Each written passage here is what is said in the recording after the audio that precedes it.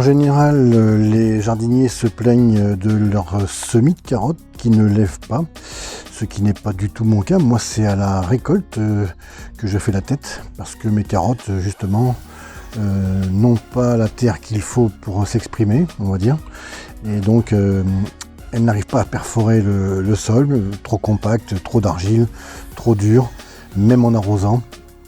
Ce qui fait que j'ai des carottes qui ne ressemblent pas à grand chose, elles sont souvent fourchues, s'il y a un peu de cailloux en plus, leur croissance s'arrête à 4 cm de profondeur et elles deviennent toutes grosses mais toutes petites. C'est un petit peu, voilà, le résultat est pas terrible. C'est pour ça que cette année je suis venu sur cette petite parcelle de 2,60 m par 0,80 m derrière la maison. Alors même si les conditions sont pas super, hein, puisque vous voyez, le soleil en ce moment est voilà, et la limite est là, puisqu'il y a le toit derrière de la maison qui fait de l'ombre à partir de les 3 mois de printemps et 1 ou 2 mois d'été. Jusqu'à 14-15 heures, il fait soleil et après c'est de l'ombre. Alors pourquoi j'ai choisi cette parcelle?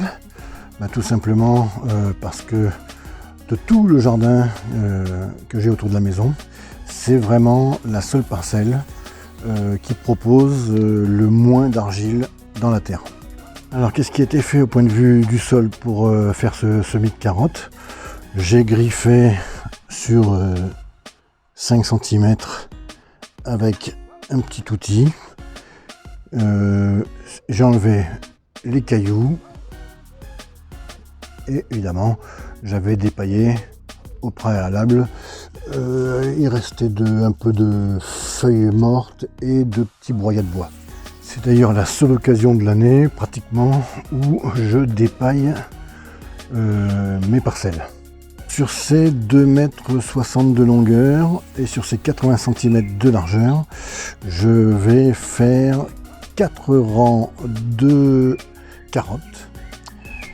Et par contre, entre les rangs, je vais même essayer d'intégrer 3 rangs de radis.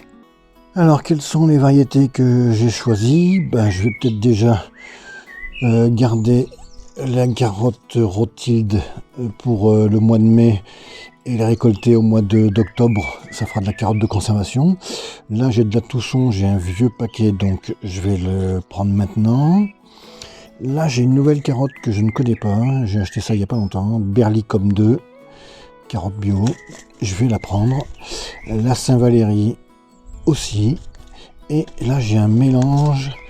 Ah oui, j'ai un mélange de 3 carottes. Jaune du Doubs, Purple Haze.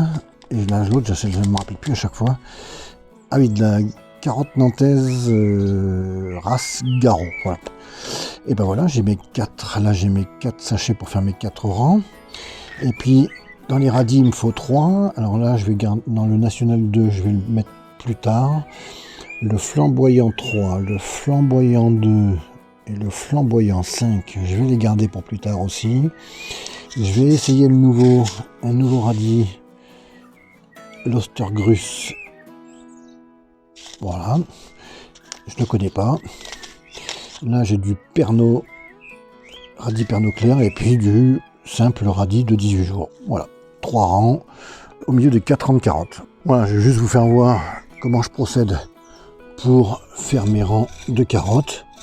Alors, juste un tout petit sillon de rien du tout, à peine 1 cm, avec un outil qui n'est pas fait du tout pour ça, mais c'est pas grave. C'est juste pour la simplicité. Parce qu'il n'y a pas grand chose à faire.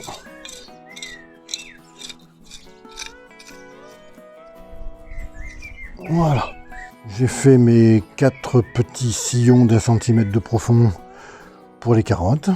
Puis je viens prendre du terreau, mais attention, pas du terreau par exemple comme celui-là, où il y a pas mal d'impuretés, hein, de petits bouts de bois, etc. Donc je prends quand même celui-là, je le tamise.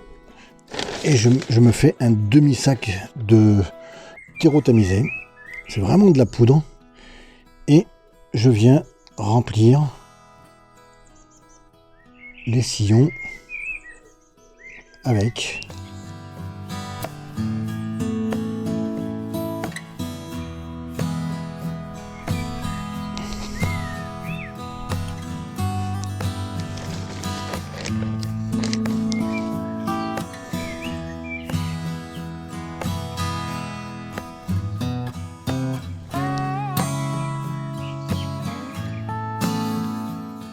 Alors si je vous donne cette technique, hein, c'est juste parce que c'est sans prétention, c'est juste que je le fais depuis X années et que j'ai jamais raté un semis de carottes.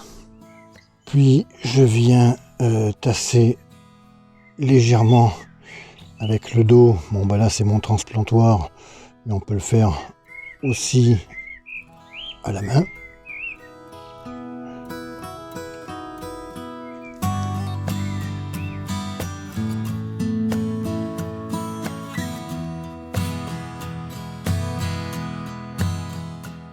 Le terreau tamisé ressemble vraiment à de la poussière, donc c'est très très sec comme matière. Et c'est à ce moment-là, à ce stade-là, que je décide, moi, en général, d'arroser en jet très très fin, pulvérisé. Une petite pulvérisation. J'essaie de mouiller tout le terreau tamisé.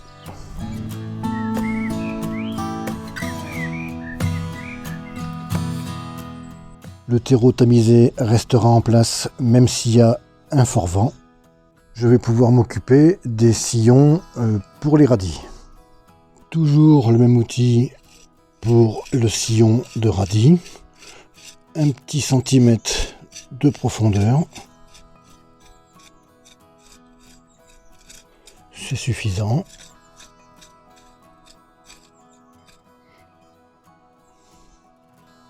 Les sillons pour les radis sont faits. Maintenant, on peut remplir aussi ou pas de terreau, même grossier, sans être tamisé, parce que la graine de radis est bien moins exigeante que la graine de carotte. Pour cette fois-ci, je ne vais pas faire un lit de terreau pour accueillir mes graines de radis. Je vais mettre mes graines de radis et je les recouvrirai par contre après de terreau. Les graines de radis, comme les graines de carottes, on en met toujours trop et après il faut éclaircir. C'est un boulot qui demande beaucoup de temps et d'attention.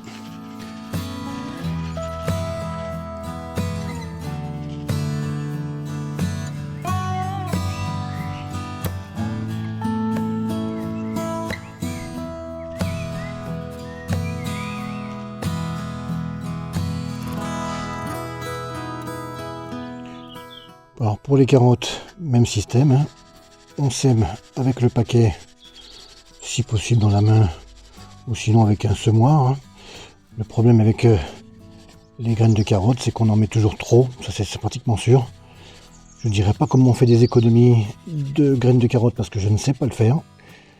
Par contre, un truc qui est sûr, c'est qu'avec ce système, on peut voir où sont les graines, c'est-à-dire les graines sont de couleur claire, le terreau étant de couleur foncée, on arrive bien à voir où sont les graines. Comme vous pouvez vous en apercevoir, sur ce rang, les graines sont assez clairsemées, ce qui est bien. Contrairement à ce rang-là, où j'ai eu volontairement la main lourde, puisque je me suis aperçu au dernier moment que j'avais deux sachets de carottes touchons. Un que j'ai hérité de quelqu'un de ma famille et ceux que j'ai acheté moi. Ceux que j'ai acheté moi finissent en 2024, on dira la date de péremption. Et l'autre carotte touchon, on le voit ici, janvier 2020. Ce qui fait que j'ai pas voulu prendre de risques.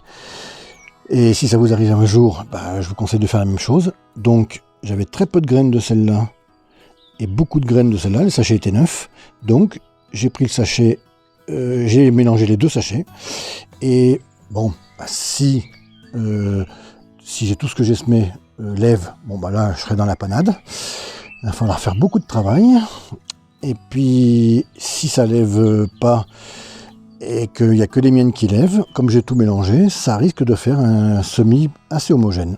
Pour recouvrir mes graines de carottes, j'ai repris du terreau tamisé, super fin, limite en poussière, et je viens déposer une fine couche de 1-2 mm maxi.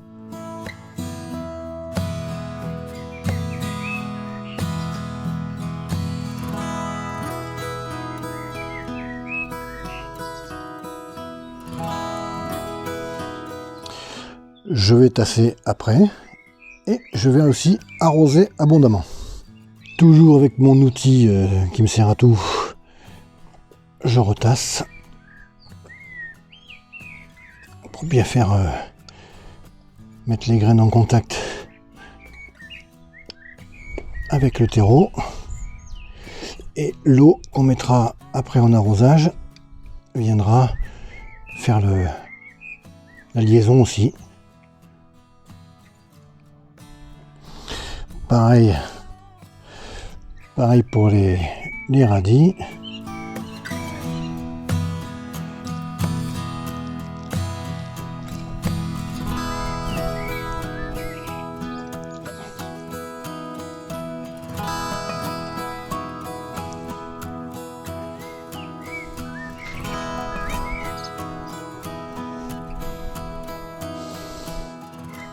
N'oubliez pas de repérer ce que vous avez semé avec vos étiquettes.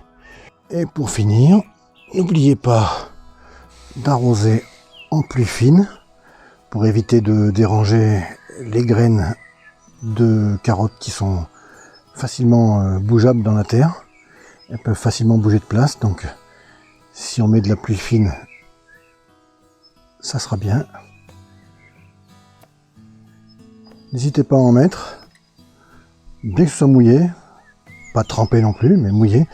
Et n'hésitez pas aussi à arroser souvent vos carottes, parce que c'est quand même une culture qui demande pas mal d'eau, surtout au début, les 3 premières ou les 4 premières semaines.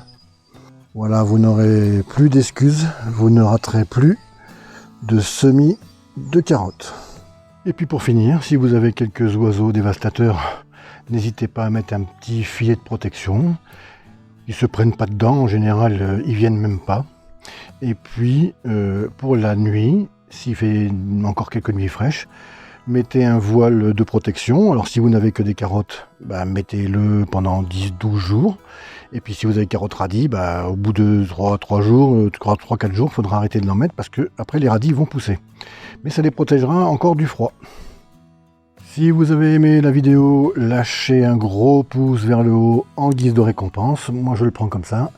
Ça me fait plaisir et ça m'encourage. Avant de partir, je voulais partager avec vous ces quelques fleurs et en profiter pour souhaiter la bienvenue et remercier tous les nouveaux abonnés qui arrivent par dizaines tous les jours. Et pour ceux qui ne le sont pas encore, n'hésitez pas à vous abonner et à cliquer sur la cloche pour recevoir les notifications quand je sors une nouvelle vidéo. J'allais oublier de vous délivrer mon message. Faites votre potager, mangez vos légumes. Faites-le, puisqu'on a du temps en ce moment à perdre. Faites-le pour vous, faites-le pour vos enfants, faites-le pour le goût.